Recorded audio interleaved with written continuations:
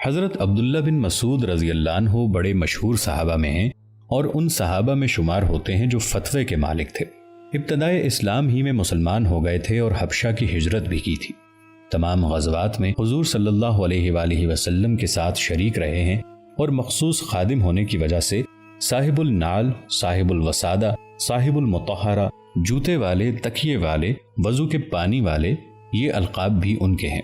اس لیے کہ حضور اقدس صلی اللہ علیہ وآلہ وسلم کی یہ خدمتیں اکثر ان کے سپرد رہتی تھی۔ حضور کا ان کے بارے میں بھی یہ ارشاد ہے کہ اگر میں کسی کو بغیر مشورہ امیر بناؤں تو عبداللہ بن مسعود رضی اللہ عنہ کو بناؤں۔ حضور صلی اللہ علیہ وآلہ وسلم کا یہ بھی ارشاد تھا کہ تمہیں ہر وقت حاضری کی اجازت ہے۔ حضور صلی اللہ علیہ وآلہ وسلم کا یہ بھی ارشاد ہے کہ جس شخص کو قرآن شریف بالکل اسی طرح پڑھنا ہو جس طریقے سے اترا ہے تو عبداللہ بن مسعود کے طریقے کے موافق پڑھے۔ حضور صلی اللہ علیہ وآلہ وسلم کا یہ بھی ارشاد ہے کہ ابن مسعود رضی اللہ عنہ جو حدیث تم سے بیان کریں اس کو سچ سمجھو۔ ابو موسیٰ اشعری رضی اللہ عنہ کہتے ہیں کہ ہم لوگ جب یمن سے آئے تو ایک زمانے تک ابن مسعود رضی اللہ عنہ کو اہل بیت میں سے سمجھتے رہے، اس لیے کہ اتنی کثرت سے ان کی اور ان کی والدہ کی آمد و رفت حضور صلی اللہ علیہ وآلہ وسلم کے گھر میں تھی جیسی گھر کے آدمیوں کی ہوتی ہے۔ لیکن ان سب باتوں کے باوجود ابو عمر شیبانی رضی اللہ عنہ کہتے ہیں کہ میں 1 سال تک ابن مسعود رضی اللہ عنہ کے پاس رہا۔ میں نے کبھی ان کو حضور صلی اللہ علیہ وآلہ وسلم کی طرف منسوب کر کے بات کرتے نہیں سنا، لیکن کبھی اگر حضور صلی اللہ علیہ وآلہ وسلم کی طرف کوئی بات منسوب کر دیتے تھے تو بدن پر کپ کپی آ جاتی تھی۔ عمر بن میمون رضی اللہ عنہ کہتے ہیں کہ میں ہر جمعرات کو 1 سال تک ابن مسعود رضی اللہ عنہ کے پاس آتا رہا۔ میں نے کبھی حضور صلی اللہ علیہ وآلہ وسلم کی طرف نسبت کر کے بات کرتے نہیں سنا۔ ایک مرتبہ حدیث بیان فرماتے ہوئے زبان پر یہ جاری ہو گیا کہ حضور صلی اللہ علیہ وآلہ وسلم نے یہ ارشاد فرمایا تو بدن کانپ گیا، آنکھوں میں آنسو بھر آئے، پیشانی پر پسینہ آ گیا، رگیں پھول گئیں اور فرمایا انشاءاللہ یہی فرمایا تھا، یا اس کے قریب قریب تھا، یا اس سے کچھ زیادہ یا اس سے کچھ کم۔ یہ تھی ان حضرات صحابہ کرام کی احتیاط حدیث شریف کے بارے میں، اس لیے کہ حضور صلی اللہ علیہ وآلہ وسلم کا ارشاد ہے کہ جو میری طرف سے جھوٹ نقل کر کے اپنا ٹھکانہ جہنم میں بنائے۔ اس خوف کی وجہ سے یہ حضرات باوجود یہ کہ مسائل حضور صلی اللہ علیہ وآلہ وسلم کے ارشادات اور حالات ہی سے بتاتے تھے، مگر یہ نہیں کہتے تھے کہ حضور صلی اللہ علیہ وآلہ وسلم کا یہ ارشاد ہے کہ خدا نخواستہ جھوٹ نکل جائے۔ اس کے بالمقابل ہم اپنی حالتیں دیکھتے ہیں کہ بے دھڑک بے تحقیق حدیث نقل کر دیتے ہیں، ذرا سا بھی نہیں جھجکتے، حالانکہ حضور اکرم صلی اللہ علیہ وآلہ وسلم کی طرف منسوب کر کے بات کا نقل کرنا بڑی سخت ذمہ داری ہے۔ فقہ حنفی انہی عبداللہ بن مسعود رضی اللہ عنہ سے زیادہ تر لیا گیا ہے۔ اللہ رب العزت ہمیں عمل کی توفیق عطا فرمائے۔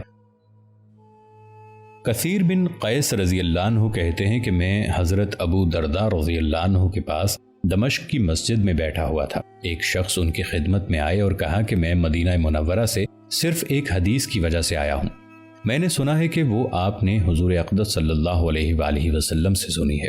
ابو درداء رضی اللہ عنہ نے پوچھا کہ کوئی اور تجارتی کام نہیں تھا؟ انہوں نے کہا کہ نہیں۔ ابو درداء رضی اللہ عنہ نے پھر پوچھا کہ کوئی دوسری غرض تو نہیں تھی؟ کہا کہ نہیں، صرف حدیث ہی معلوم کرنے آیا ہوں۔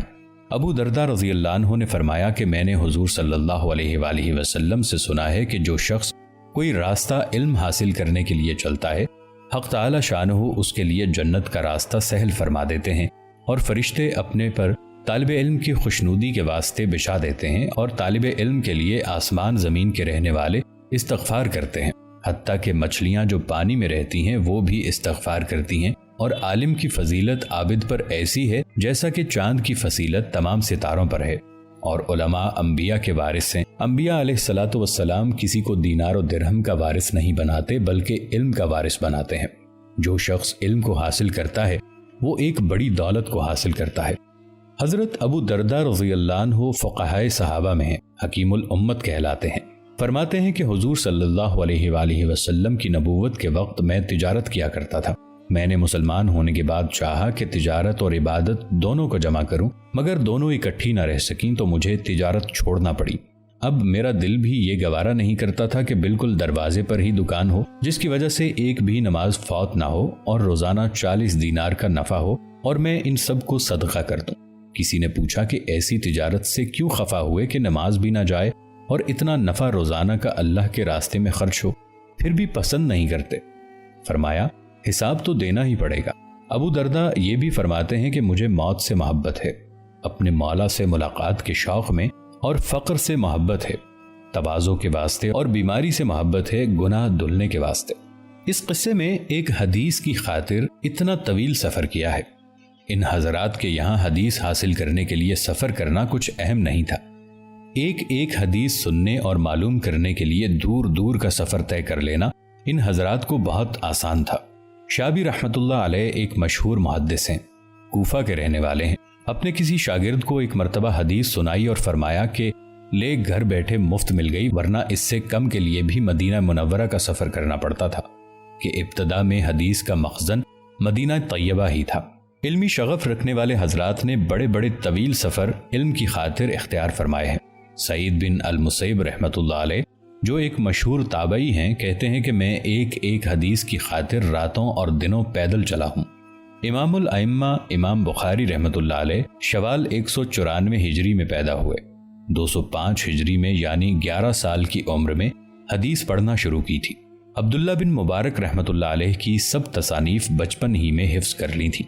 اپنے شہر میں جتنی احادیث مل سکیں ان کو حاصل کر لینے کے بعد 216 ہجری میں سفر شروع کیا۔ والد کا انتقال ہو چکا تھا، اس وجہ سے یتیم تھے۔ والدہ سفر میں ساتھ تھیں۔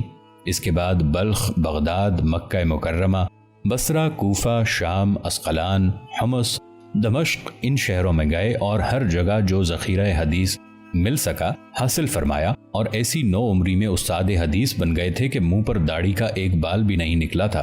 کہتے ہیں کہ میری 18 برس کی عمر تھی، میں نے صحابہ رضی اللہ عنہم اور تابعین کے فیصلے تصنیف کیے۔ حاشد رحمت اللہ علیہ اور ان کے ایک ساتھی کہتے ہیں کہ امام بخاری رحمت اللہ علیہ ہم لوگوں کے استاد کے پاس جایا کرتے تھے، ہم لوگ لکھتے اور بخاری رحمت اللہ علیہ ویسے ہی واپس آ جاتے۔ ہم نے کئی روز گزر جانے پر ان سے کہا کہ تم وقت ضائع کرتے ہو، وہ چپ ہو گئے۔ جب کئی مرتبہ کہا تو کہنے لگے کہ تم نے دق ہی کر دیا، لاؤ تم نے کیا لکھا ہے۔